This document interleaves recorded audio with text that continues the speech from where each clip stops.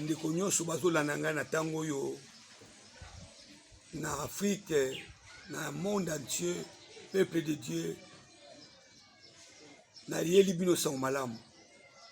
Na lieli bino nouvelle moko kitoko ekosunga bino na bafoye na bino na kati ya mabota na bino na bino na ntango bozolanda ngai. Na lieli bino sango malamu na grand thème nango ezali le mystère caché des 46 microbes. Na lingala mabomani oyo ya mikolobo tukumine na mutoba na kasi bato bakomi tuna me makambo oyo mikolobo so microbe suna makama nzambe uti wapi. Voilà, oyebi ke microbe so na lingala mikolobo to na français microbe ezeloke bomaka. Microbe bomaka soko soigner santé malamu te. Microbe koko lia pe silicio pe réclamer oke na liwa ndenge moko pe lisumu e réclamer ka via moto obombi yango e be lobe ko réclamer pe oke otiki famille yango na yeli bino na expliquer bino malamu po yeba ke microbe na via moto eza lokola liwa yango na microbe sala na mokili oyo ba microscope pour na ko vérifier santé ya moto à travers il y a microscope et notre Jésus-Christ as un microscope il y a to batamina sama ya ko yeba lisumu va dikatina c'est des microbes na bunzambe za lisumu. La Bible déclare le salaire du péché c'est la mort. Et bien, na bunzambe pe oye bango ke microbe e bomaka. Yango wana na expliquer bino ke e wuti wapi ba microbe bango e wuti na origine lisumu e bomaka. Le salaire du péché c'est la mort. Ba boko la ka lisumu te nde ko nanga ndozo la ngai. Lelo ba baza victime lelo aliwa. Victime ba problème parce que microbe e bomaka bango. Microbe et réclame bango. Le soupe et réclame bango. Et surtout microbe na ibino za lisumo yo ya makila. Lisumo makila o botamina ngo. O kolina yango. Ndengu zola na ngai okoza mamsuna 50 ans mais ça kati na. Mutu akofunga ka Yesu Christ. O yende microscope ya solo. Et on a le vous connaître la vérité et la vérité vous affranchira. Oyebi et ça va vérité mususu et pour franchir au terre au yoki no vérité yoki no connaissance moko mais connaissance on est comme sur libre mais c'est la connaissance comme ça mutu ce que yoki yango comme sur libre et ce que yoki yango déjà ils ont détruit que fungola yoko révéler yo ni comme tali microbe to di sumu ou e batama makila yango na bandeko la lingina so na bino makambo ya biko so la ndanga malamu. Et tant botami moto normal mais ko moni moto mutaza na origine origine mutaza makila origine za ya makila au bible bina kata mukana Lévitique 17:14 babi l'âme de toute chair c'est le sang qui est éternel. C'est le sang qui est éternel. L'âme de toute chair c'est le sang qui est éternel. OK makila wana bazoloba e uti wapi surtout na kata original ya mutu ta mutazo botama. Il n'y a pas des enfants séparés. Nous tous sommes na tata na maman. Et tata na maman pour pas obima. Et ça la réalité mo salamaka. Réalité de salamaka. Et ça très profond. La réalité on omona papa basanga na maman. Osanga na wana ne bazobimisa yo. Et pour obima et banana makila. Et makila ne kola kana kata libumu. Tant basangani c'est un moment où il mwana botama partir ya liquide c'est le makamlango ba diko changer forme malé makila et ben on a 1 mois 2 mois 3 mois 4 mois tanto comme na 5 mois on remarque que na makila wana bulu wana maboko matoi makolo ba diko pima 6 mois 7 mois déjà mutabimi mais origine ya makila et origine na liquide yango wana na kati ya makila mutu tozo caractère na kata makila mutu tozwa sentiment ebe ndeso oto mona botami babi otali mwana mais obia mama na eti otali mwana obisali mama na eti obia papa na eti ta place to uti ya wana soki lelo nzambe azoloba na mukanda ya hébreu abi que le lit conjugal est à s'enfuir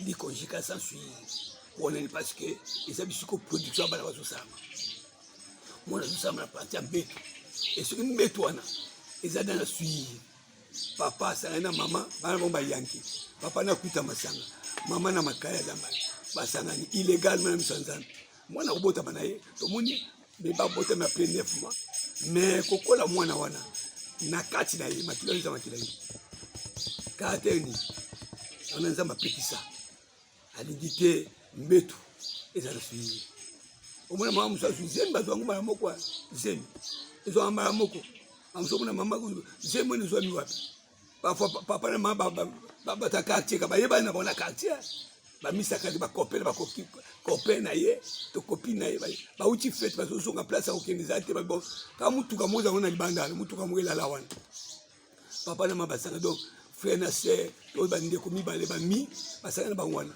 le même jour basangani soki eza momama oyo mwana azwamaka mwana azwami na origine atoyene sema likola mbeto ngo likola mutuka moko ezala na balabala boye mutuka ngo ebeba babwaka mutuka nde koma mbeto na bango bamosusu bazwa bazemi na kati ya douche bamosusu likolo na batelage ya wenze mpo bauti fete bazongi ebe kobota mwana eza malamu mais croissance ya mwana abotami na makila nini na microbe nini ese makila wana ezaki bien wana moto abotama na makila malamu kaka Jésus babi sans tache donc sans microbe on a botama bien mais biso totikali oyo tobotama ndenge nini kaya botama na makanisi nini tala na kaya azobotama après makambo nini après osala désobéissance maloba na nzambe mama nalie biloko aliaka te sentime latie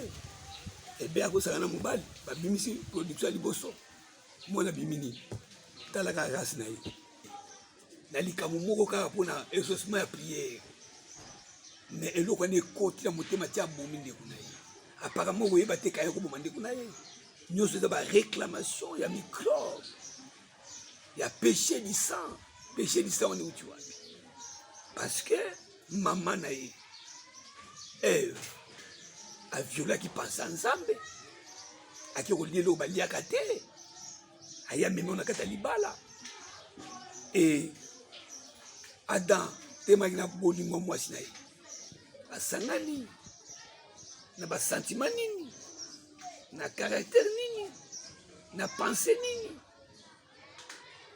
voilà eloko babenga lisumu bandeko balinga lisumu eza violation ya pensée ya nzambe nzambe bosala bobino osala le contraire c'est ça le péché et na terme oyo nzambe arevelenga yango na microbe mpo ememona kati ya lumière ocomprendre ke microbe wana eza ndi lisumu wana ebandaki sikoyo apartir ta baboti ye donc ntango papa na ye Adam na mama na ye bazosangana banzoto mpo basala production mpo mwana abima déjà parti wana lisumu déjà microbe déjà ezalaki na kati e babimisi kaya bimi mobali malamu apparemment mais tala baaction asalaki négative parce que microbe eréclame lisumu eréclame kaya na action nango efo aboma kaka somo eza te désobéissant tala caractère azotozala nzambe te azobanga nzambe te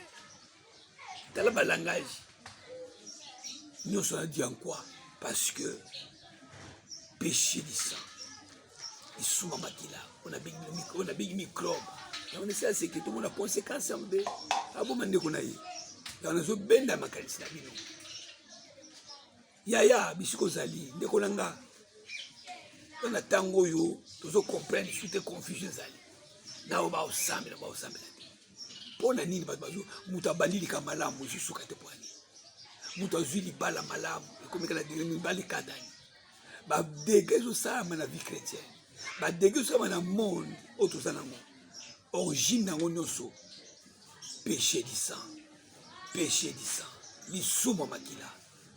lisumu makila alors soki odécouvrir baréalité makambo nazoloba ekosungo mingi ekosungo mingi na libota na yo. Vous comprenez que ah yesu ayaki déjà abike la vérité bino koyoka bosolo bino koyoka et quoi franchir bino et puis ce qu'a franchir bino beaucoup réellement libre. On a besoin comme libre, famille va libre, va vivre en paix, la compréhension. Voilà famille libre. Et famille na mbutu et à passer landa origine. Et c'est le souvent qui les ont réclamé bangote. Microbe ils ont réclamé bangote. Et on a microbe ya na ko taille sabino ba 46 microbe bango et loko moko na moko na ba réalité nango. Elle va comprendre qu'en tout cas, Yesu a libre. Bonne nouvelle, et il y a tango ko condamné bisoté, mais il peut se lumière pour tout bima na katamuli. Voilà bande ko balingami na kanisi o ya lelo, ils ont une introduction. Mais la prochaine, au yoka makambe batami belebele, surtout toujours la nanga, ça l'effort. Abonnez, partagez makambo. Ça l'effort. Abonnez na katia makambo so ka peut partager yango ba te belé ba osambela te ba te belé microbe zo réclamer bango. Alors na ko pesa bino référence facile boye ba kenga ndeko na bino soko ningo zonga facile ba makambo zo ka bandeko yaka na yambaka chaque mardi jeudi et 9h à 17h na limna disponible on a koyamba bandeko oyoki de non na yiba makambo zani. Voilà na siège na SMI Mokoto na sima hôtel d'Olix na Kimbangu de na yamba chaque mardi chaque jeudi na samedi de 9h30 na zawana kino na 17h vraiment. Et puis na kopesa bino numéro na téléphone pour makambo toujours yoka lingo comprendre ngo pour ni zama le makambo na moment ozo la ngai pour ni rayo mto la ngai ozo kango eza pona kosunga yo chaque chose à ton temps o le lipe mingi ko na suka mais na yoki mingi ba promesse belle mais na comprendre te na zo mona ngote te 2022 mona la nanga ozo ya lumière ya makambo numéro na téléphone balingami eza na 081 35 111 29 na zo zongela mususu 081 35 081 35 111 29. Nous avons bien 081 35 111 29. Naboye, ils ont la facilité de se facilement. Dès la destination, dès la yamaka, bino, nous à votre disposition. Voilà, bandiko balingami, yom tozola nangai, partagez, partagez. Bandiko belé bazo kufa. Mokile komi na suka, bazo kufa, bazo complète, bazo mi kolemba. Nous sommes dans le sous des hommes comme Motema. Nous sommes des tango yo, réparateur de blessés la permanente. Jésus-Christ Nazareth. Aza permanent. C'est lui la bonne nouvelle. Aïe pas qu'on est noté. Malgré ce moment comme Makambo, au yo comme soumis koleka. Au complet que na kata nous autres na yo, na kata âme surtout. Et c'est le mot que on a la Bible le bien. L'âme qui pêche, c'est l'âme qui mourra. L'âme, on a vu expliquer dans le 17, dans Lévitique 17-14. L'âme de toute chair, c'est le sang qui est en elle. On a compris que na bota même makila nini, na bota même makila nini. Voilà, balingami oyo sang malamu na elibino pe olandango chaque fois abonnez-vous, partagez yango tokoyoka na mikolo koya na bino ensemble pour na continuer kofungola bino les 46 microbes aux allez révéler. En tout cas, merci. Balinga minyo so bana mukili mobimba bana nzambe bazola nanga nakati ba foyer na bakata bandako les en États-Unis, les en Europe, les en Asie. Je suis à votre disposition. Na RDC, moye bango bien konda biso, les 0243, c'est facile. Bozwangai. Nzambe apambola bino.